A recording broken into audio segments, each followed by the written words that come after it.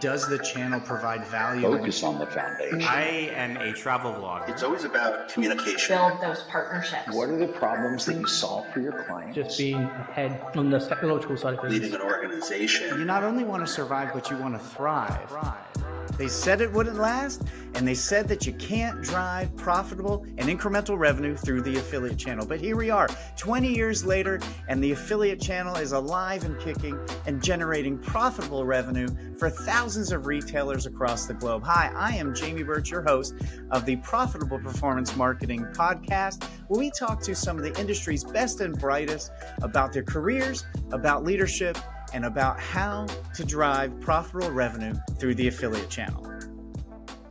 Hey everyone, welcome to the Profitable Performance Marketing Podcast. I am your host, Jamie Birch, at least for a few more episodes here, and always the founder of JEB, former CEO of your award-winning affiliate management agency. Today I have a special guest. They're all special, but this one is a very good friend of mine, Sal Conca, digital marketing extraordinaire. But before I get into that, if you're looking for help with your affiliate program and you want to incorporate some of the things we talk about today, you want to grow this channel, you want to scale, find new customers, and really find incremental revenue, then you got to go over to my friends at JEBCommerce. Go over to JEBCommerce.com/elements. They recently released different packages and service levels. So it's very easy for you to see, very transparent of what you're getting and what those costs are. So go over to JEBCommerce.com/elements and give them a ring. They would love to help you. So today I've known Sal my entire career. We worked together and we talk a little bit about this while he was at 1-800-Flowers. I was at Coldwater Creek. Hopefully you guys have experienced this in your career, in your life, but sometimes you meet someone and you're like instantly, dude, we're best friends. We're going to be tight. Like you get along. And that is exactly how it's always been with Sal and I. Not only is he one of the best people I know, one of the best men I know, but he's also really good at digital marketing and incredibly experienced. So one of the things that we talk about today is usage of video in digital marketing, but also in affiliate marketing and how brands can help their affiliate allies in generating revenue. It's definitely a different take than has happened with many advertisers in the past. A lot of advertisers, they're competing for that traffic with and against their affiliates. But he brings a strategy that is incredibly unique. I've not seen anyone else do it. And Sal's expertise in video, affiliate marketing, and all funnels, all channels of affiliate marketing definitely brings something to the table that we don't get a lot on this podcast. Definitely unique experience, expertise, and success. So I'm super excited to get Sal on this podcast. He called me up one day and said, hey, when am I going to be on the podcast? I was like, that's right. You need to be here. So today is the day we brought him on. Thank you, Sal, for your time. But you know what? I'm going to get out of the way so you can listen to this conversation. We learn about his career and we talk about juggling different aspects of your personal life with being a CEO and running marketing teams. And so that vulnerability that Sal brings is pretty incredible. That's the first 40 minutes. We talk about history and things we've done together and that sort of thing. And then we dive into video marketing and using YouTube and these other platforms, as well as how to use that with affiliate marketing. Definitely give it a listen. I'm going to shut up now so you can listen to my conversation on the Profitable Performance Marketing Podcast with Sal Conca. Sal Conca, welcome to the Profitable Performance Marketing Podcast. I've been trying to think, how do I introduce you? And I don't know where to start. Digital OG. You've been in the space as long as I have, if not longer. You've been on the agency side. You've been on the brand side. Now you're doing something pretty different. We haven't had anyone on. Like, how do you introduce yourself other than, this is what I'll say, one of my closest friends in the space, someone I have the most respect for. I have enjoyed our friendship 100% of the time since I think we got connected when you were at Puritan's Pride. 1-800-Flowers. Way back. Oh, that is way back. Forgive me for that. But yeah, Sal, welcome to the show and introduce yourself to everybody. How do you talk about yourself? Awesome. Yeah, I am a chameleon, right? Or somebody that has evolved over the decades. And Jamie, thank you so much for having me on here. I've been watching what you've been doing and watching your career as a friend and as a peer. And I've seen the things you've accomplished and seen the things that you've done personally and professionally. And so it's awesome to see people that I know and respect have success and find their place in what they do. Like you're in this room with the horses right now, and I like all your gear. I love that. And I had this conversation with my team and my partner today, and I was like, I got to get my guitars are going to be hanging behind. Yeah, that's what you need to have. Yeah. Yeah. So you'll be doing this from your studio. Yeah, I wish I had a studio. I don't have a studio. That's part of my problem in life. I need to upgrade my life to get a studio. That's surely what I need, for sure. Yeah, and you were in, like we left out, you were in a Green Day cover band, right? Or are?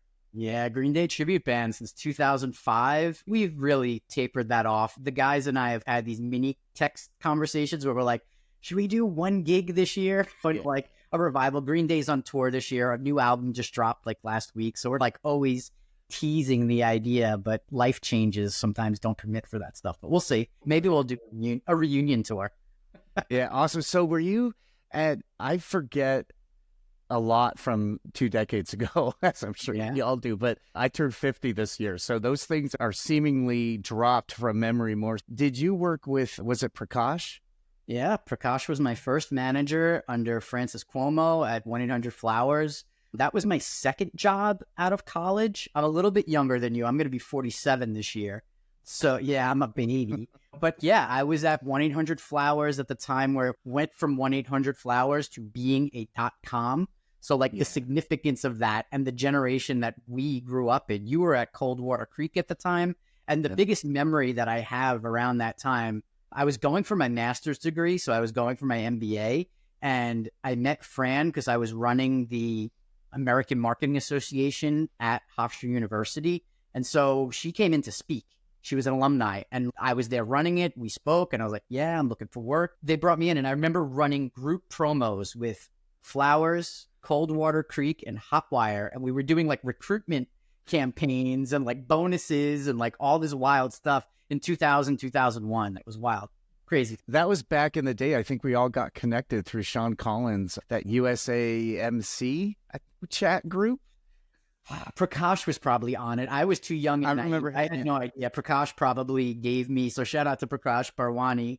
I haven't seen him in years, but I still communicate with all, like 20 years later. I still like, Mike Stromer and these folks from Flowers that I still communicate with on LinkedIn. Like perks of social media. You can stay in touch with people after 20 years. It's crazy. It is nice. In fact, I just had a conversation with Andy Newland from old Sierra Trading Post days. And the last time we spoke was 2 decades ago at a conference.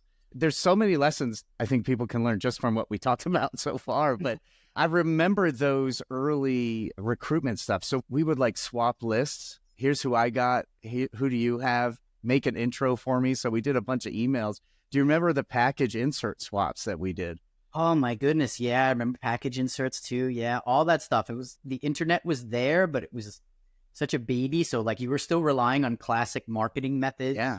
And just the way the world works, right? Everything that's old is new again. Like people are doing mailers again, printed stuff, you know? Yeah. Anything to stand out. But I do remember then we were just trying to do anything to grab customers. I think you and I and Prakash and a few others always looked at the channel as a means to track an action. That's right. And then where is the audience? I want to go use this. They just got a set of flowers. Let's put an insert in there. They just got new outfit. They probably like flowers too. Let's get that in there. And then travel. Who doesn't like travel? So always trying to do something to get another affiliate. And back then, you didn't know everybody. Where you were at, you could have 100 affiliates that I had never met before. And they weren't in like my particular network. That's right. It was, the networks were distinctly separate. If you were on Linkshare and then somebody was on CJ, there wasn't this merging of all the affiliates and the personalities and the relationships. And yeah, you really had to work at relationship management. Like then, like nobody had a CRM for their affiliate program. I would assume at Jeb, like you guys probably had a CRM to manage affiliates at that point. And like all, those things didn't exist. It was just manual, like literally, and relate. The biggest thing about that industry and what I learned through affiliate was how important relationships really were. And I've carried that throughout my entire career. That's been my number one thing. And I teach at Stony Brook, and I tell the students there, if they're graduating with their masters, and I'm like, the first day of class, connect with me on LinkedIn. That's my first assignment. Is if you're not on LinkedIn, create a profile. And two, if you're not going to connect with me, do it now. I add points to their grade for it because I know how important it might not be now. It might not be in 5 years. It could be in 10 or 20. You don't know. It literally could be 20, 25 years from now. Someone sees something. And what I've found, and I'd love your perspective on this too, people coming into the affiliate space at JEB, we always hired from the bottom. There's always two schools of thought. You bring in someone with experience and they should be able to do the job quicker. You just have to teach them your way. Or you bring someone who has all the building blocks and you teach them your way. And so we've always done that. What I've found is when I get to the part of relationship building and using LinkedIn and even Facebook and Twitter or X or whatever it's called now, using any of those tools, the people who excelled and stayed in the industries didn't argue about the importance of LinkedIn.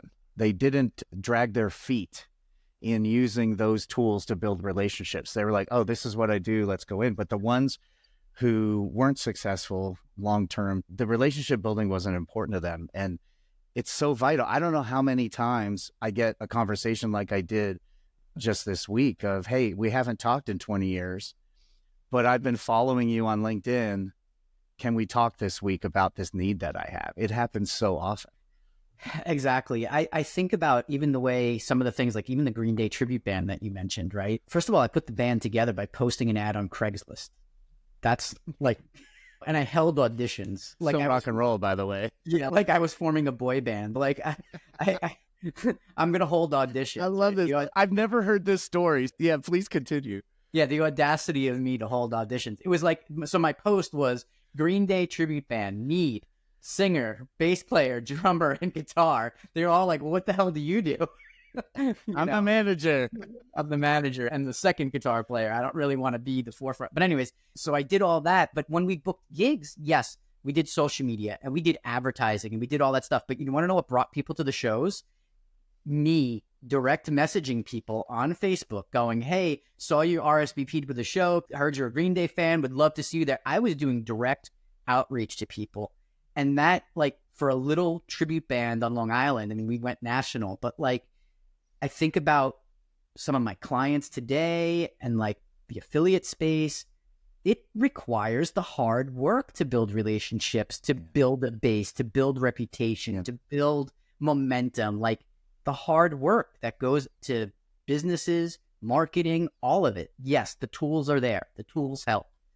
But there's just this hard work that has to go into things to make them truly grow and scale and work. Your story reminds me, I was listening to a podcast with Dane Cook, and that's how his rise was so quick, is he literally would talk to every single person that DM'd him, everyone that RSVP'd on, I think it was MySpace at the time, everyone who did all the, like literally every single one got a note.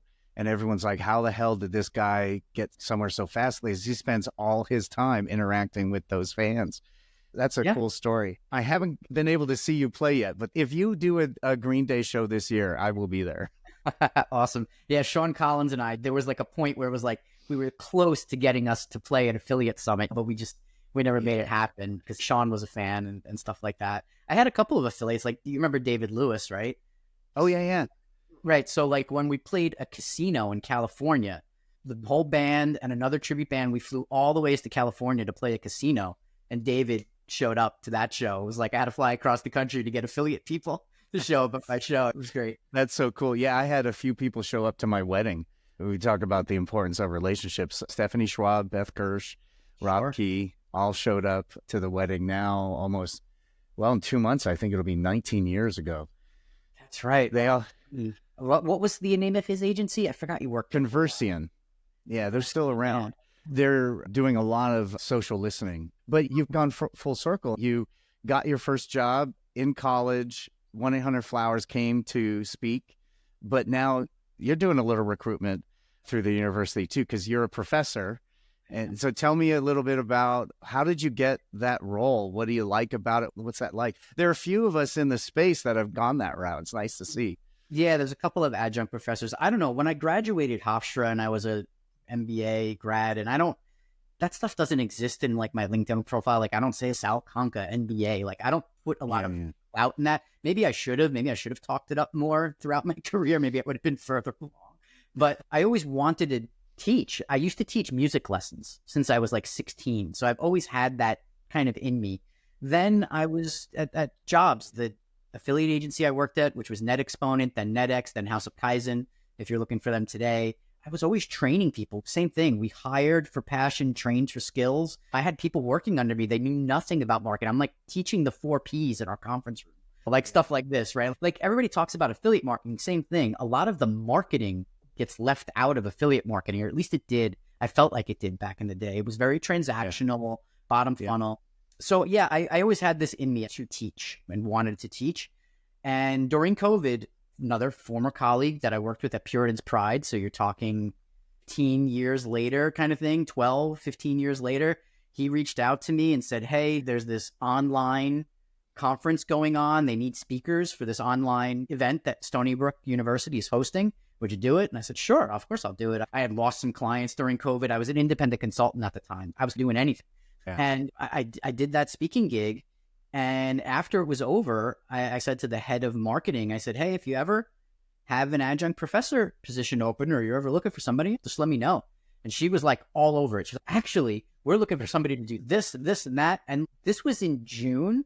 I had to start teaching in August. Like she hired me, said yes. And there was no curriculum. There was no course. There was nothing. Like, did you know what you were going to be teaching yet? They just knew they wanted a digital marketing course. That's all they knew. They knew they wanted somebody to teach digital marketing because they had all the other marketing. They had somebody that did social media specifically. They have a brand course, entrepreneurial courses, all sorts of things. Nothing was focused fully on digital. The short story was they needed somebody to teach this digital marketing course, and it was pretty fast and furious. I'd never been a teacher before. I didn't even know. They were throwing all sorts of terms at me, like rubrics, and they didn't give me a lot of instruction. Let's put it that way. So it was good and bad, right? I was looking for a little bit of direction, so I knew I was like meeting the requirements of the university, I would say. But at the end of the day, it was fully open to teach whatever I wanted to these students, basically. There was no textbook. There's no anything, right? So I reached out to some other people who were adjuncts in the space, and I started doing research on what other people teach in the space and doing things like that. I ended up deciding that I give my students actual real-world certifications as tests.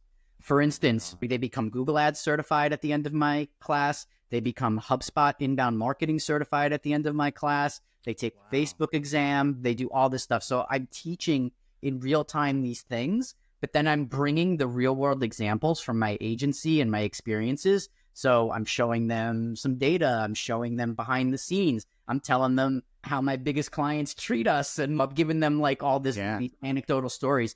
The class has grown so much. So I started out with, I think, less than 20 students the first semester, and it was completely asynchronous, meaning I didn't even get to interact with them. I just recorded videos and they watched them. So to me, it was like, wow, this isn't really teaching. It didn't feel like teaching. Yeah, it was like creating a course, but not. Yeah, it bummed me out. It was not what I envisioned in being a adjunct college professor. Now, fast forward 4 years, I had 44 students in my class. It's one of the most popular courses at Stony Brook right now in the grad program. Everybody wants in on this class. I didn't know that I was going to have this influx. My course was prepared for a smaller group, and I had them writing companion papers. So let's say they took their Google Ads certification.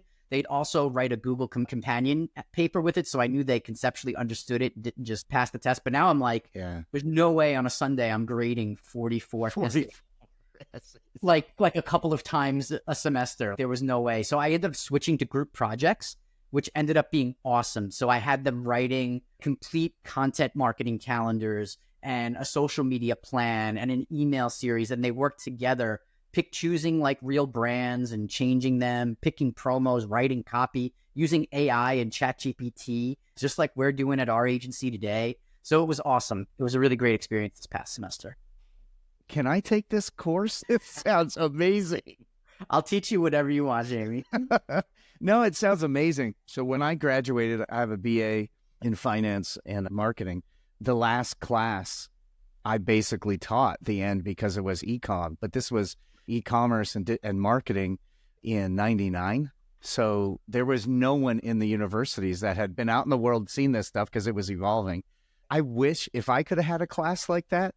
Holy cow. We didn't plan to talk a lot about the educational area, so I hope you don't mind, but how did you go from, hey, here's your course, we do something on digital marketing, you can do anything, to the first day? How did you know where to start?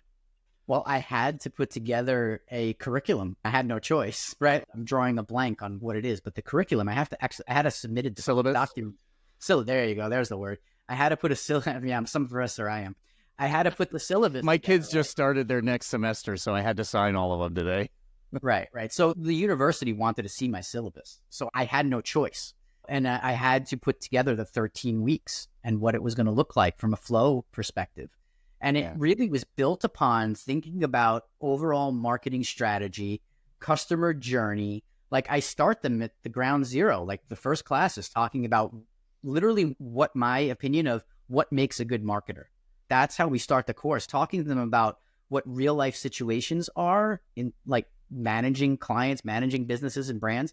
Here is what it's going to take for you to be a marketer in today's world. You got to be creative. You got to be empathetic. You got to be precise and have precision, know how to use tools, and you got to be innovative, like continuous learning. Part of my class is we do weekly trend discussions, and I dump a bunch of blogs, newsletters, podcasts for them to listen to. And I don't care which one they listen to or read, but they've got to pick a topic and submit it into the forum that every week they're like on top of some sort of what's new in the world in marketing. So my question is twofold based on that. That's one thing I've noticed following your career and being friends for so long is that curiosity and evolution that just has never stopped for you. And what it sounds like you're doing with your class is also what I've done when I was running JEB of we would do an article Tuesday. So the meeting, everyone would have to come with an article. And I didn't care if you brought an article about Elon Musk's net trip to Mars or a recipe for food. Like I didn't care what it was. I just wanted to instill the curiosity and that learning. For you, my question is twofold. Like, where does that come from for you? That's a core of who you are. Where's that come from? And then have you seen with your students coming through, is it real obvious the ones you don't have to teach that to? I know there's a bunch of people in our space, and I don't want to do the whole back in my day, but it does feel like there's a bunch of us out there. That's what drove us. So anyway, those are the two questions. Where's that come from for you? And then have you noticed a change with students? I think it's a personality type, frankly. Not everybody's built this way and wants to continuously improve or continuously learn. I think if we'll use the type A personality and you're a business owner and you're looking to achieve and do different things, that part of your survival and improvement is based on the need to be adaptable and innovative. If you become a dinosaur, you will go by the way of the dinosaur. And I don't know where that's instilled from. My dad had a corporate job, worked there for 30 years, was forced into early retirement at 55. I didn't learn that from him. He wasn't out buying real estate and out starting businesses and doing this thing. Greatest man ever. My dad's my best friend. It's not a knock. It's just a different generation, different mindset. I guess I had teachers musically. I had discipline. My mom was the disciplined one. I had routines. I was used to come home, do your homework, play music, do your thing. Then you have your free time. I had those certain guidelines. Moving into adulthood was get a job, like the 1-800-Flowers and the Puritan's Pride jobs. That was very much like get a job, get married, the Rich Dad Poor Dad statements, the whole thing. I had conversations with people in the affiliate industry when I was like floundering between, would I go out on my own? Would I not? And people like Bob Glazer, he looked at me as, I can't hire you. You're not hireable. You're going to go do your own things. Go. Wow. You know what I mean? It wasn't a bad thing that I wasn't unhireable. It was just like, you're a free spirit. Recognizing something about you. Yeah. It was like, you're a free spirit, man. Go be the free spirit. So a lot of it is time as entrepreneurs is spent figuring it out. What do I want to do? How does this look for me? How does it take shape? a lot of wondering, a lot of imposter syndrome, a lot of sleepless nights, all the shit that comes with being entrepreneur. Since I left House of Kaizen in 2000, probably going to blow the date, but 2010, 2012, I've been independent since then for the most part. That's like over a decade of independence. Was that a scary transition for you? I look back at some of the stuff that I've done and I'm like, who was that guy? 2 kids on my own. I quit a good job to go hang my own shingle. What the hell was I thinking? Was that sort of a self-awareness thing of, look, I've tried this route working for other people. Rob was right. I'm a free spirit. Walk me through that decision. Yeah, and I think circumstances play a role in nudging you a certain way, but I have had a no fear, even though like probably I internalize fear in certain ways, like we all do. But I think outwardly I had this no fear mentality. Like, I've been doing this long enough. Let's go do this. Let's go do that. Let's go try this, try that. I had my food company that was successful and a failure at the same time. I've tried things. I've tried lots of things. Some of them are fun. Independent filmmaker, made short films, shot a reality show. Following that. That looks so cool. Yeah, I've done a bunch of these different things, and I think it's fun to divert from what you're doing for a living too. Part of that is, sure, take a risk. If I'm a marketing guy and I sit in this chair like 90% of the time, there's a real part of me that's like this discoverer, wanderer. My wife and I like to travel. At the same time, I like to also try things. I like to be inventive, creative. There's all of that. And I think it's a personality type. To answer your question, like, where does it come from? I think it can be learned. I've recently been listening to Rick Rubin's book, who, for people that know, famous music producers, worked with the Chili Peppers, Beastie Boys, on and on. Yeah. His book is awesome. It's speaking to creatives, but if you're in the marketing world, you're a business person and a creative, no matter what you think about yourself. And so that book crosses the lines in thinking, at least the way I connected the dots for what he's talking about. So I'll have to check that out. He's a weird sounds like a knock. He's one of the unique individuals. Like, unique. He is just one of a kind. Yep. He's a music producer. You hear him talk. He does not play an instrument. So when you think about that, like what you want to achieve in your life, I want to be in the music industry. Do you play an instrument? Do you know anything about music? No, but I'm going to produce all the biggest artists in the world. That's wild. My favorite story about him is, who sings Chop Suey? Is it System of a Down?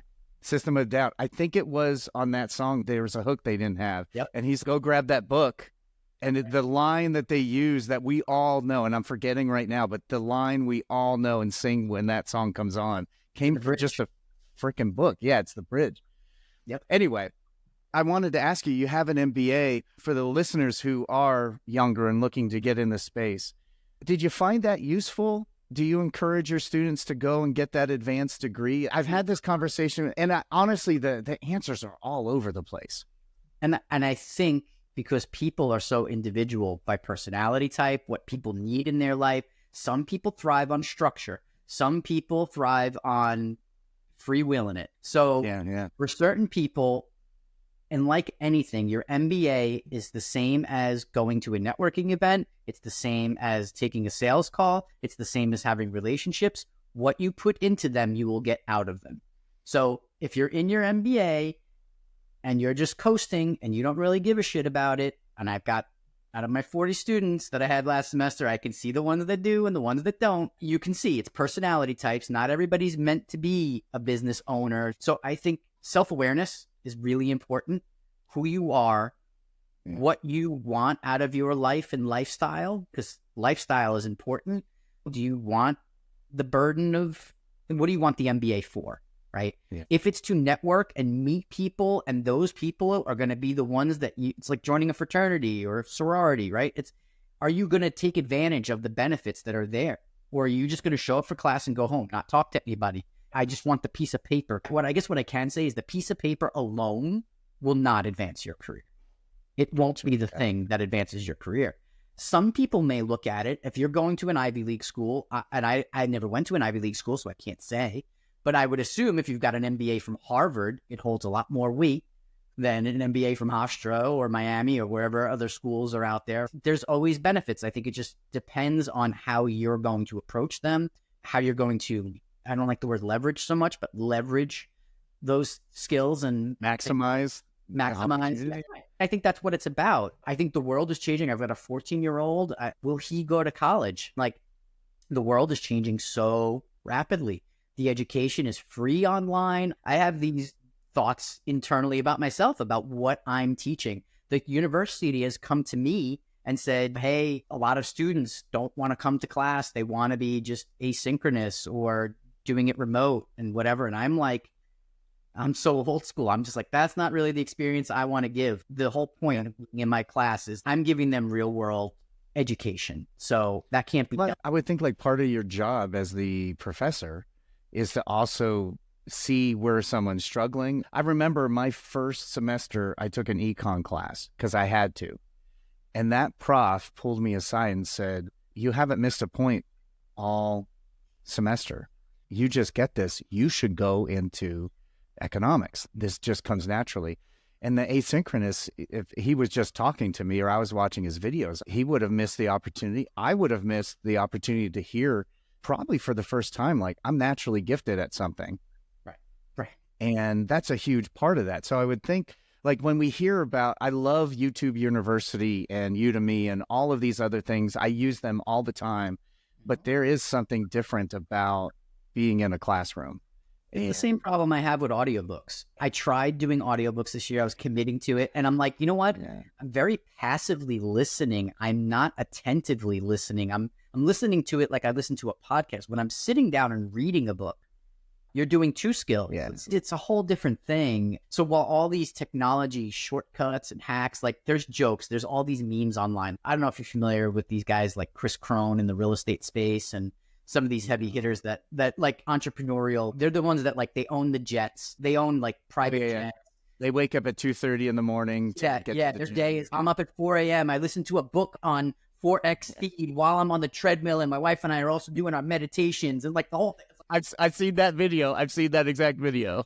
Yeah, of course you have. Everybody's seen it if you're a business person. And it's hysterical, right? Again, I think all of life is about what works for you. So maybe self-awareness is one of the most important things, I think, in discovering who you are and what you're going to be good at and where you're going to go. Talk to me about that, because you mentioned that on the prep call and you mentioned it a couple times now, like that self-awareness. What I've said is leadership is the crucible of self-awareness. Like, you'll learn a lot about the people you lead, but if you allow it, man, you learn a lot about yourself. What does that mean to you? And how is it important in leadership? And you've done a bunch of startups and different things. Like, how is it important? Yeah, to make it real, you've got to do a lot of like internal reflecting. I'll be completely open and honest. Last week, I had one of the shittiest weeks of my life ever. Personally, professionally, it was like, whatever. I had a bad week. And the only thing that got me out of it was like, I went on a 2-hour walk on Sunday, like just to think and figure shit out. And if you're familiar with Mad Men, it's Don Draper going to the mountain to clear his head type stuff. Yeah. If you're so engrossed, like, you can't have self-awareness if you don't break away or change your routine or make a difference in how you're treating yourself, right? So self-awareness, it's like, how do you treat yourself, right? There's a lot of people talk about self-care or mental health and all those things, and I'm not diminishing any of them. What all of that to me means is how you treat yourself, right? Like how you behave to yourself. Would you treat a stranger the same way you're treating yourself? Meaning overworking, eliminating social aspects to your life, eliminating creative, no time to play guitar, enjoy music, the things that you enjoy, right? What is it like? And so when you reflect on all that, when you have 2 hours outside to just walk, birds, clouds, nature, like for me, that works, by the way. Doesn't mean it's going to work for everybody. It's what works for me. I just had a lot of time to self-reflect. And then the second part of self-awareness, will you take action on the things that you realize about yourself, right? So if you're noticing something about yourself and you're unhappy with the way things are going, now you've identified it. Well, what the hell are you going to do about it? Are you willing to take action? Can you take action, right? So all those things matter really completely, because some people they mull in everything just sucks. And it's okay, but how do we get past the suck? Yeah. So we all have the friend who were probably like, yes, we know, do something about it. That's an interesting point. How we treat ourselves is how that self-talk. You talked earlier about imposter syndrome. So I know when I have a bad week, the first place I go to is this comparison circle, especially if it's business related. I'll look at all our peers that started. I'll be like, oh, well, that person did this and that person did this, and their agency is bigger, or they are more respected, or whatever that garbage is. And that next step is, what are you going to do about it? And I had a coach that walked me through, create the plan. So when you're treating yourself that way, or you're doing this, like, what are you going to do? That has really, really helped. Yeah, for sure. I think it all comes down to that little inner voice that we all have. What's that inner voice really saying to you? And some people need it more. You hear the daily affirmations. Some people need to wake up and talk to themselves in the mirror. Everybody needs a different routine and find what works for them. That's part of the journey. And I think also people go through seasons in life. We've all been through stuff personally, professionally, and probably the personal stuff in life. Well, whether it's a parent being ill, or my wife had cancer last year, these things affect you in ways that you can't prepare yourself. You can't prepare to know how you're going to react when your wife has cancer. You can't. There's no book you can read that prepares you for that. Yeah.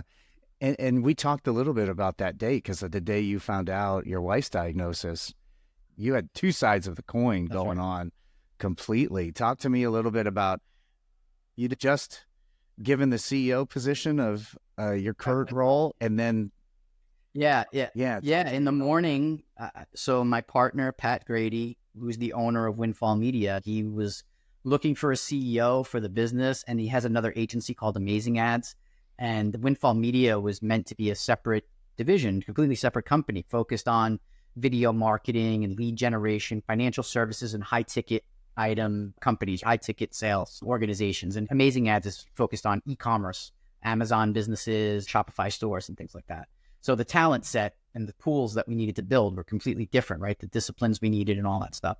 So yeah, that morning that Pat and I were on the phone and did all this and worked out our arrangement of what Sal's CEO role looks like, and getting the good news that I'm going to be the guy and all this awesome stuff.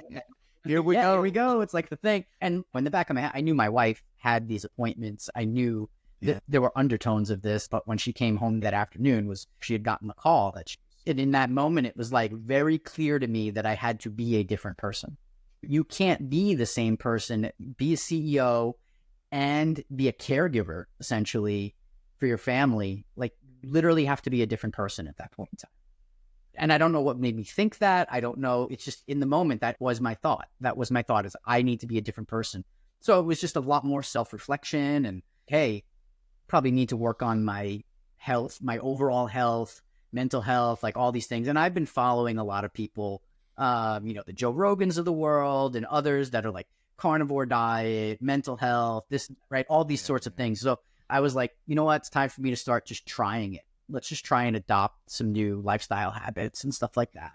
And I did. And it was like super effective for me. My mind was the clearest it had ever been, going carnivore and like running every day and like doing all this stuff. It was great. It was a great period, like, of focus and like all that stuff. So it did help me personally. I'm a big believer in like food is the fuel kind of thing. Like, I'm all in on that stuff.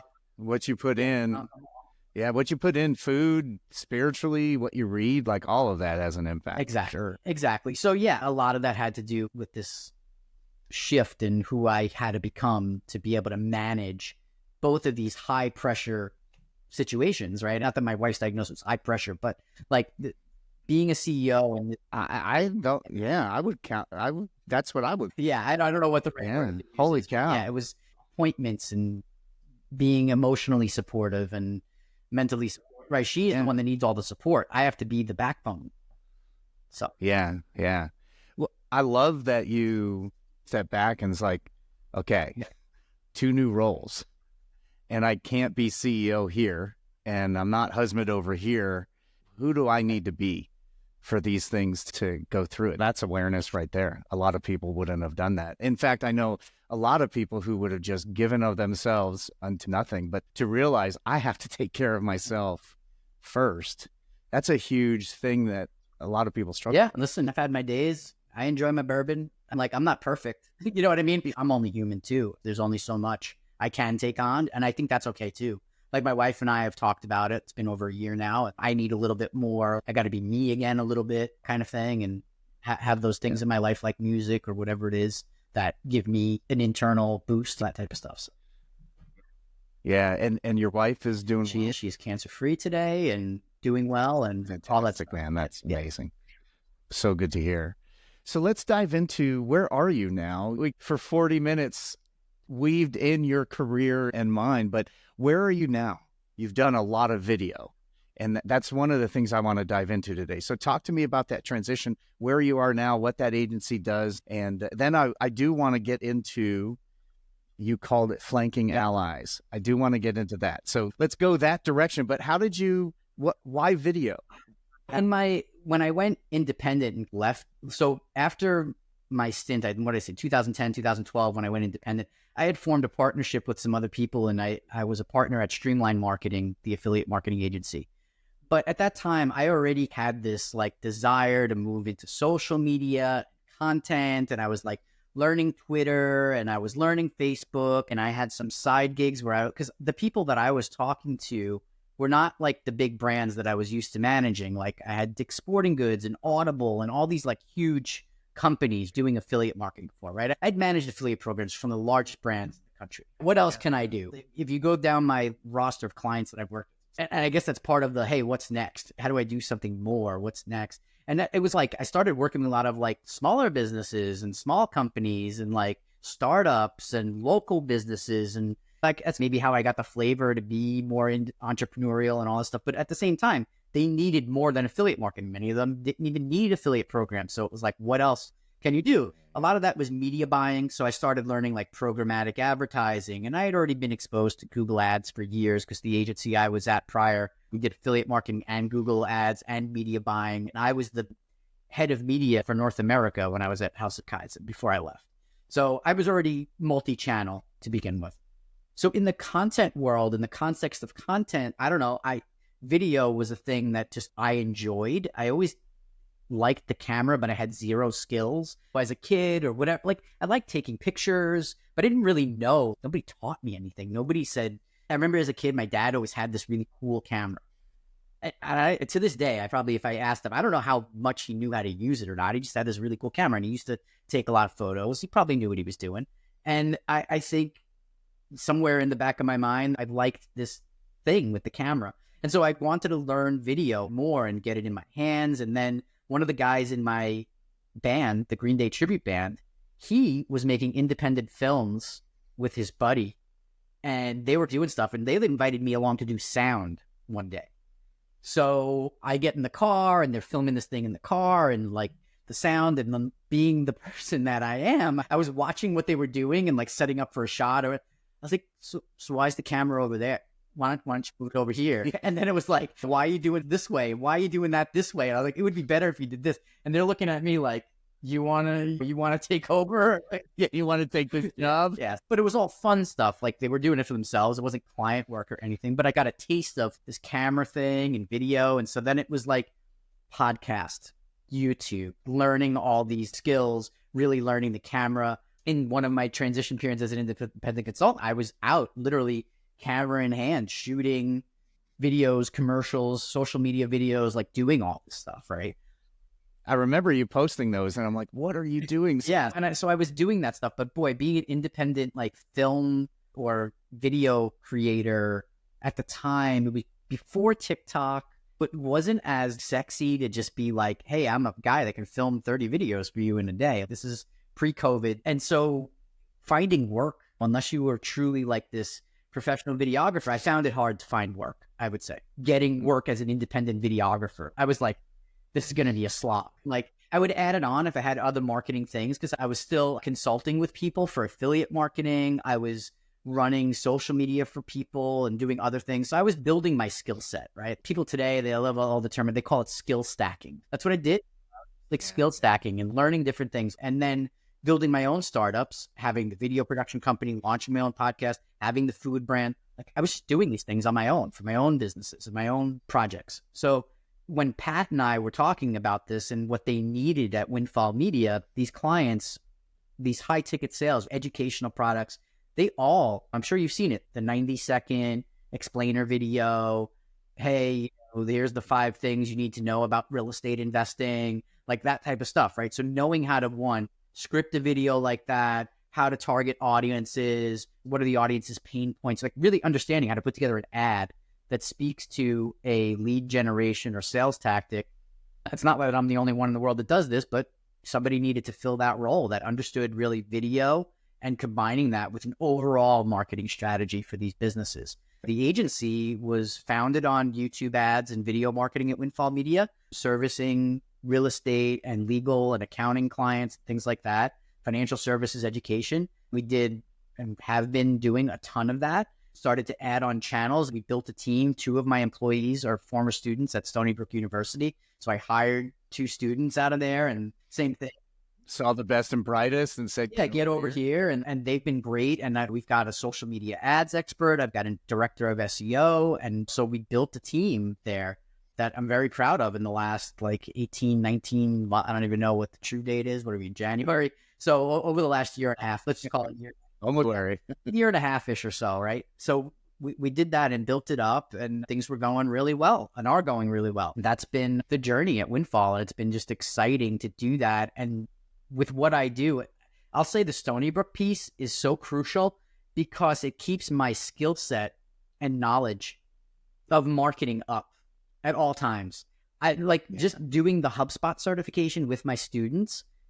It's changed twice since I've taught it in 40 years. So I've had to relearn it twice.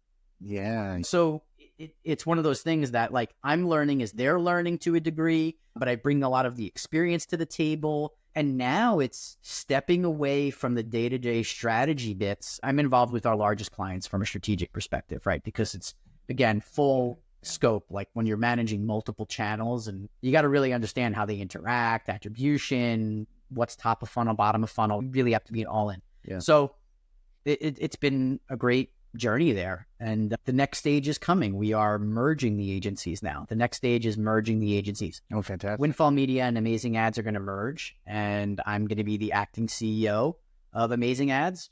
Pat Grady's on a retirement path in the next few years, so he's looking at me to take over the reins and take Amazing Ads to the next part of its journey. Amazing Ads has been around for 6 years, and we just see the convergence of all these e-commerce clients. Amazon is now promoting video advertising right inside its advertising platform, right? Meaning if you're watching Amazon Prime, they're going to serve ads to you just like Hulu does or any of the rest of them. We work with major like programmatic partners like Mountain, the Ryan Reynolds owned company, where we're serving programmatic video ads, and as well as, of course, YouTube. And YouTube is awesome. And I know you want to talk about flanking allies for your audience, but YouTube's targeting capabilities, that's just where it's at. That's a hell of a jump to go from, not for you, but for like marketers. I saw last night was the first time I logged into Amazon. We went to watch something and Prime had changed. Now we have to pay more for without the ads. And so I know a lot of people are pissed off about that. But going from purely doing some video marketing on YouTube or that come up to your phone, now doing that same thing for Amazon Prime that's on our TV and these other streaming services. I think that's a monumental shift. Wouldn't you?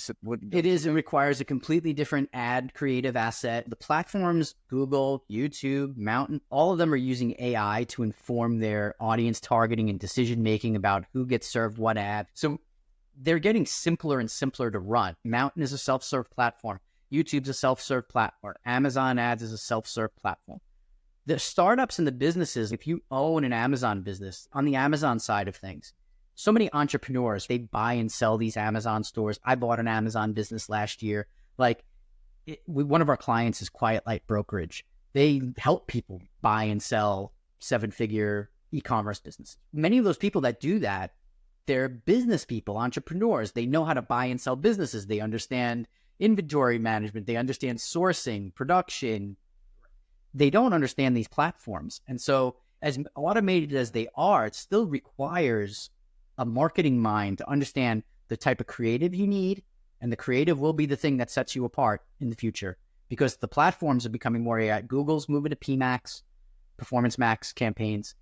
Amazon and Mountain, the AI is driving the audience ad buying. You're not adjusting bids anymore as you did in the past. You're letting the AI and the feedback loops inform the decisions where the platforms are going to find your best customers. So the creative is what matters. And when you're shifting from YouTube, where the ad creative and the audience mindset, people are there for these high ticket sales. They don't really want to be interrupted, but if the targeting is spot on enough, you are giving them a piece of education or value in your ad. On Mountain or Amazon Prime, you're interrupting their broadcast. It's traditional TV. We could talk about it however we want, but it's NBC prime time at 8 o'clock at night, and they're going to run 3 ad spots. And those ad spots need to be a tight 15, 30-second ad spots. So the question is, are we driving brand awareness? Are we driving dynamic ad insertion that could be performance-based? Are we putting QR codes in the ads? What is it? How are we going to measure this performance? The beauty is with Amazon being an integrated platform, you will be able to manage performance, right? So it's really cool stuff that's happening on that end.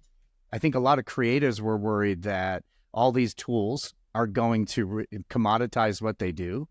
I know a lot of creators were worried Fiverr and 99 Designs of those came out, but it sounds like now all these tools are so automated, but the creative is the most important, like a shift back to the tools are relatively easy to use, but the creative is going to be harder to do without creative. And you need a production team. You got to have people who know how to use camera. We have partners. I'm past the days I don't hold a camera for my clients. I have been on site to remote produce and direct, but I hire camera people now. It's just not for me. I'd rather do it for fun, camera stuff. I don't want, I'd rather have somebody that's got better cameras than me. I didn't go down that road of investing thousands of dollars in camera gear and stuff. So I abandoned that path for the marketing path. But so we have a network of partners that we work with literally all over the country. I've got film production crews in New York, Texas, California, Florida.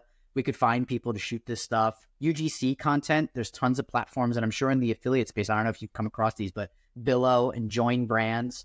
If you want to have UGC content created for your affiliate programs or other things like that, you can sign up to these programs, get TikTok and short form video made pretty easily and use those for social ads or other types of advertising as well. And if you're really creative, you could string a bunch of them together and make a formal ad for some of these connected TV platforms. And because people are just so used to seeing what looks like UGC. I see these ads now on the big screen where it's like they've got a vertical video sitting over to the left and text and stuff over on the right. And they want this. So it doesn't all need to be polished like an old school ad. There's options for people. Talk to me about the flanking allies strategy. This has been super intriguing since you dropped it in our prep call. So what is it? How do you guys use it? And what kind of success is it? Yeah, sure. So we coined this term flanking allies because we manage a holistic strategy for one of our clients, paid search, YouTube ads, SEO, a whole bunch of things. And so one of the strategies was when working with the affiliate team, we've got these great YouTube assets that the affiliates are creating. But sometimes because they're affiliates, they can't get the reach. We're giving them the opportunity. Hey, they're going to get paid on performance. And we know how hard it is on the YouTube side and the social media creator side to get somebody to convert, like link down below and all this stuff. It's not an intuitive click to transaction, right? There's a lot of ambiguity that happens with that type of marketing for the affiliate mostly. We know we're getting eyeballs. And so sometimes they don't have the reach. So it was like, how do we amplify these affiliate videos? How do we take them and give them a bigger platform? We have sizable ad budgets. So Pat likes to say, we'll sprinkle a little love on a couple of these affiliate videos and gives them a boost. And so we utilize this strategy to put those affiliate videos, give them a shot to get further awareness and views, and then track that performance and say, do we see an increase in this affiliate performance? Is their video actually driving people to conversion, or is it just an awareness building video? You also could use that for just a straight YouTube ad. So on YouTube, there's 2 types of advertising. Well, there's 6, but I'll talk about 2 that we primarily use. One is the in-stream ads that you're probably familiar with when you start a video and the ad comes up first and you've got 5 seconds to skip it. That's what we call in-stream ads. Then there's in-feed ads or discovery ads. And those are the ones that, like, when you do a search on YouTube and you're searching for, I don't know, best affiliate marketing agency, on the right-hand side, right? On the right-hand side or up in the sponsored results, you'll see native looking videos. They say sponsored, but you'll still see the thumbnail and somebody will click on that then to go view them. So it feels like a more organic experience. So that's what we're doing with our Flanking Allies program. We're advertising them with in-feed or discovery ads to get them more exposure for those videos. And then we monitor and track performance. And over time, we either scale them up if we see performance, we may scale it up depending on the size of the audience, etc. And the audience targeting is what's really crucial here. YouTube has a number of different ways that you can target. The custom intent audiences are some of the most powerful that we find. And you can build custom intent audiences in two ways. One is with URLs. So for instance, you could say, let's say JEBCommerce wanted to run in-feed ads for one of their podcast videos because it was a banger. And so like this one right here. So you wanted to give more love to this video, for instance. Well, I could create an audience of people who visited websites like Impact, CJ, Linkshare, well, Rakuten. I'm old school, right? So I still call it Linkshare. There you go. But you could build an audience of all the affiliate network URLs and build an audience and people that, so what Google says, just so I don't confuse anybody, it's not conquesting. You're not remarketing people who visited those websites because Google can't say they do that. But what it says is we will find people who visit sites like this. But we've seen, I mean, the results speak for themselves. The correlations are pretty damn great. So for a simple example for you, yeah, this is a great strategy. Now, the only rub there is you don't know. You've got people who are visiting that website. They could be brands, they could be affiliates. So depending on how you truly want to target, it might be a little ambiguous for you, right? So what happens is those people who visit those websites, they end up in an audience. And regardless of where they are on YouTube, that ad then is served to them. Whether they're watching the latest Snoop Dogg video or watching affiliate content, it doesn't matter. We're building the audience of people who visit websites like that. Again, within a timed period, and I forget the timeline. I forget if it's 30 days or 90 days, but we know that they've had the intent based on that URL visit. Now they're in that audience. The second part is by keyword. So let's say somebody went to Google and typed in best affiliate marketing agency or affiliate marketing agencies or whatever they typed into Google. Same thing, they would be put into an audience if you put those keywords in your campaign on YouTube. So we're not saying I'm targeting that keyword. What we're saying is I'm targeting people who search for that keyword on Google and put them into an audience campaign. Okay. There are also keyword campaigns. You could just target the keywords on YouTube as well. That's a third type of targeting. But the custom intent stuff, knowing that somebody's been on YouTube, one of our specialties that we do is actually take that keyword, best affiliate marketing agencies.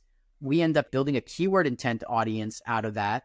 And then we build a URL targeting audience out of the top 10 results from that search result as well. We take all the URLs from that search result, plop them into an audience. Yeah.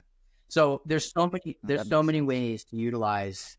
And so you're utilizing that. And then when you sprinkle fairy dust, is that you're adding budget to advertise their videos? That's right. So this is incredibly intriguing for two reasons. One, that just the shift. As you were talking, I'm thinking most advertisers view the affiliate and them as competing for traffic. And they're like, all right, you got this traffic. I'll pay you for it. But it's very much, okay, we have to work in this area because you carved this traffic.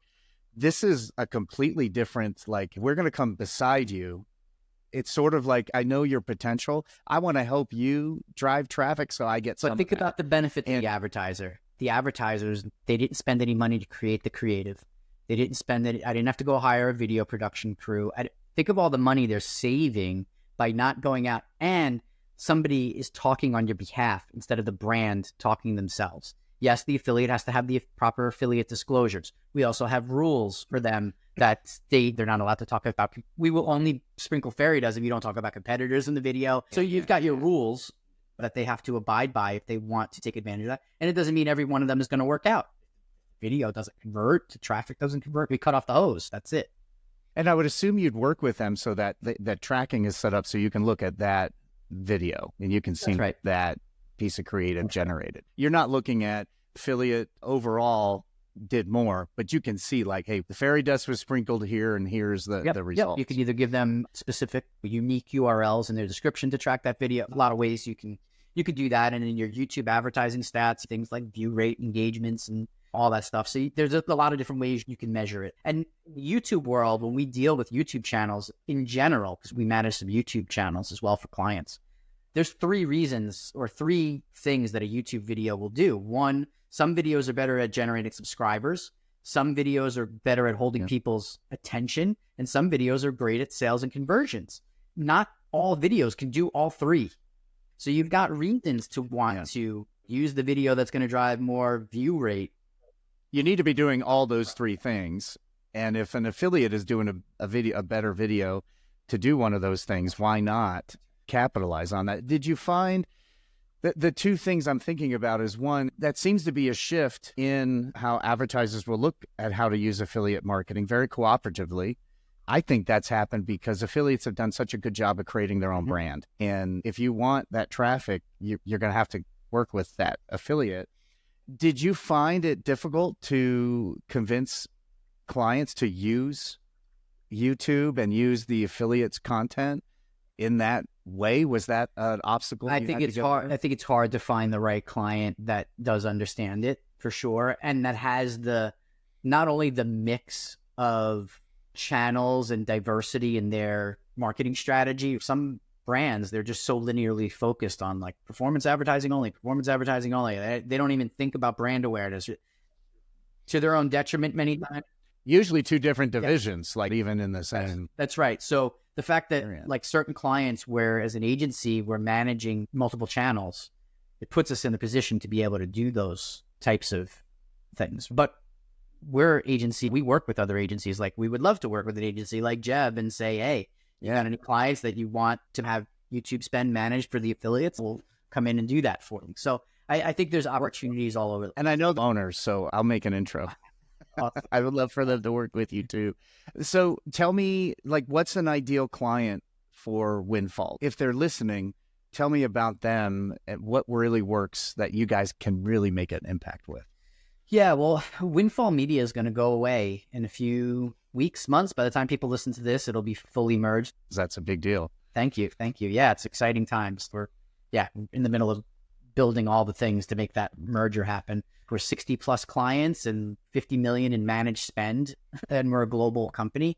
So it's really exciting overall. The staff has grown by leaps and bounds and all that. And a credit to Pat Grady, who's been building amazing ads for the last 6 years. Our ideal clients are ones that are looking to scale to 7 figures and beyond. That's really where we're at. Clients with no budgets and small budgets, they're just not an ideal candidate for the type of marketing that we do, unless you're a VC-backed startup or something that's going to be able to invest in all stages of the funnel. And so it's less about what the brand or the company is. I think it's the mindset of the owners and the people that run those brands. Do they understand full funnel marketing? Do they understand what it takes to build brand engagement and conversion? And filling that funnel with video, creative, and other assets, that's really the key. We love to work with creative, fun brands that really get video. We've got some Shark Tank brands under the agency now. I don't want to drop names, but we've got some fun brands in the gaming space, in the apparel space, the beauty space,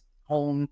We don't focus on like, hey, we only do dental. Yeah. Some agencies do that, right? They focus solely on a particular vertical. We're not vertical focused. I think because the diversity in my career, diversity in the types of clients that we take on, I think it's really just the ones that are open to understanding what that marketing looks like. Because what I've seen so many times is many business owners, startups, entrepreneurs, they're strapped and tight for money so many times. And they're so focused on bottom of funnel activities, and that like every dollar has to convert and be a sale. And it's like, man, your website wouldn't even convert if you tried. It's so hard, right? Yeah. We're trying to have these conversations like you need more. I've got a great designer on my team. We build these great landing pages for clients to help them along and do all that stuff. So JEB, before I sold, we launched a conversion optimization product because we were getting so frustrated that, we can drive a ton of traffic, but if you can't convert, you're not going to be happy with the campaign.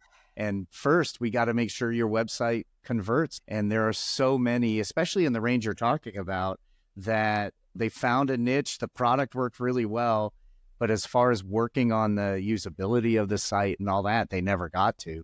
And it makes such a huge impact. Isn't it mind blowing? I had 2 or 3 client calls in the last week, like new business call. It's 2024, and I see some of the websites being built, and I'm like, how is this still going on? And it throws me right back to like 1999, 2000, when it was like you'd have an affiliate that was just a banner farm type shit.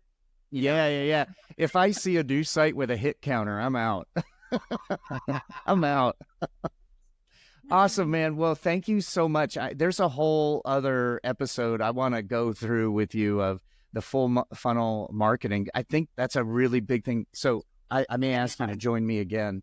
This has been fantastic for our listeners. If they want to follow you, connect with you, or they're an ideal client and need your help, what's the best way for them to interact with you? Yeah, just email me directly, sal@amazingads.com. Our website, which is going to be up by the end of this week. Hopefully by the time this is released, it'll be up, amazingads.com. And on LinkedIn, you can find me, Sal Conca, Conca.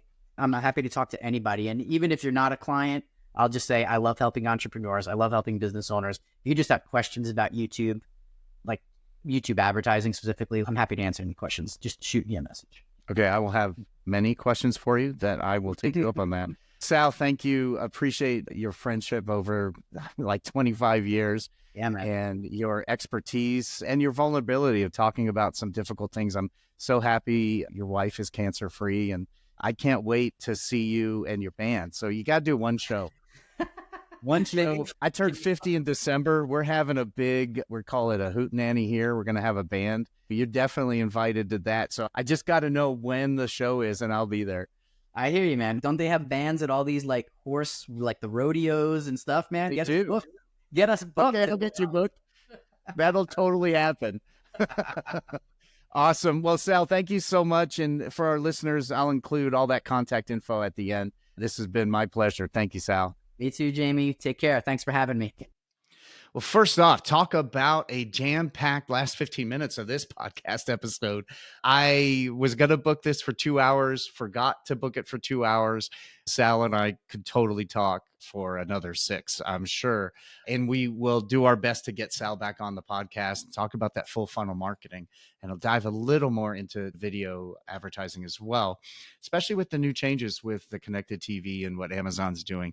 Definitely want to bring Sal back. So Sal, thank you so much, man. I thoroughly enjoy every time I have the good fortune to spend time with you. And I always learn a ton. And today is no different. Love watching your career and everything you've done and so many different things. Talk about so much stuff in this podcast. For leaders, if you're listening, definitely go back, listen to that part again where Sal talked about who do I need to be here? Who do I need to be over here? What I've seen in the successful people I've been able to interview and I interact with is that, like that adaptability. In this situation with this group of people in this role, I have to be what? What do I have to be in order for them to be successful, for me to be successful? And that's huge. Leaders, we really need to look at that. I remember when Sal was telling that story, I remember the antithesis of that was a leader in this conference I was speaking at. We were doing a personality test and he got his results. He said, see, my employees just have to deal with me. I'm an asshole. That is the antithesis of what I think a good leader is. You got to adapt. You got to know what your family, what your team, what your clients need you to be from you and adapt to that. So there's a ton there for those younger digital marketers out there or those who want to get into digital marketing. There's a ton here to learn. The skill stacking that Sal talked about is huge. Man, I wish I had a class like he teaches in college. And I really do. I want to take his course. But skill stacking and then the relationship building. Sal and I talked about that for a while, but you never know when that contact is going to come into play. I know Sal has these experiences too, but I can't tell you how many times someone contacted me. We have not talked for 12 years. We did a little bit of work together, had followed each other through LinkedIn, maybe Facebook over the years. And then they had a need and they knew who to go to. Before this podcast, we had a call very similar. It's been 20 years since we met. And when they were looking for help with what I do for a living, they thought of me first. So that relationship building, if you're thinking of that, don't poo-poo on LinkedIn because your parents used it. I know there's a lot, the Facebook is one of their biggest problems, is what the generation after ours, they're not really into Facebook. So what are they going to do? But LinkedIn is different. Yes, sometimes there's people still posting about what they eat and they using that more of a social network than a professional social network, but there's still a ton of value there. This is a tool for you to help build your career and learn from other people, follow other people. And I use it so much just because over 25 years, you meet a lot of people in an industry that's based on relationships. And boy, if you don't have something easy to see and follow people, relationship building can get pretty tough. As far as the video stuff goes, let's talk about flanking allies. So often, the way that advertisers look at their affiliates is they're cooperative, they're appreciative, but they really look at it as, I'm competing for that same customer as that affiliate, and I'd prefer to have that customer directly. I don't want to go through them. I work with them because, well, I have to. They have the audience. But if they didn't have the audience, I wouldn't work with them. That's a pretty old school way of thinking, and it drives the majority of affiliate marketing. But what I've seen in my career is I've helped some of these affiliates grow. I've helped with sometimes the design of their site. I've helped them test to make sure it was all working. I gave them discounts and deals and assets and resources from my clients or the brand I worked at well before their performance deserved it, because I wanted them to be successful. I loved their idea and I really wanted them to be successful. And those affiliates then grew very large. And it's not because of what I did, but when they grew, they had a great idea. When they grew, they were able to bring me along because I was there helping them in the beginning. We've lost that a bit. So that flanking allies of taking content that an affiliate created and boosting it and spending a little bit of money on that to help build them up. Like now we're talking about actual partnership beyond just do a thing for me and I'll pay you for it. And that's generally what affiliate marketing is. But there's so much more when you actually work with them in a cooperative partnership manner. It's like, how can I help you? Well, I can maybe spend some money here and help boost your presence. That's only going to help me. So I definitely want you to think about that. And I'd love to hear what you think. Do you think that strategy is crazy, or are you looking to figure out ways to deploy that? Let me know in the comments. And if you need help with your affiliate program, the team at JEB is waiting and ready to help you figure out how to make 2024 your best year ever. So email them at gethelp@JEBCommerce.com. I also still get that email address. So if you're listening to this in 2024 and you want assistance or you want to be on the podcast or you have a comment or a question, you can email gethelp@JEBCommerce.com as well. I am helping them set up their guest list for season 4. So if you'd love to be on, we would love to have you. Email us at gethelp@JEBCommerce.com. Now, if you're looking to follow Sal, you can email him at sal@amazingads.com. You can go over to amazingads.com, check out their services, and you can follow LinkedIn. We'll include that in our show note as well. So definitely connect with him. He will be the first to tell you, connect with me on LinkedIn. So go do that. Hopefully you found this as beneficial and interesting and entertaining and informational as I have today. I learned a ton about video. I want to spend a lot more time with Sal on getting up to speed there. But if you know someone who needs to listen to any portion of this episode, send that over to them. Promote this on Facebook and LinkedIn and Twitter. One of the best ways to help us get the word out about this podcast is to leave us a 5-star review, whether that's on Apple Podcasts, Spotify, or the podcast player of your choice. Thank you for listening. We've made it here almost an hour and a half. Appreciate you spending the time. That is a large chunk, and I know you could be doing anything else. I really appreciate you spending time. Thank you for listening to today's episode of the Profitable Performance Marketing Podcast.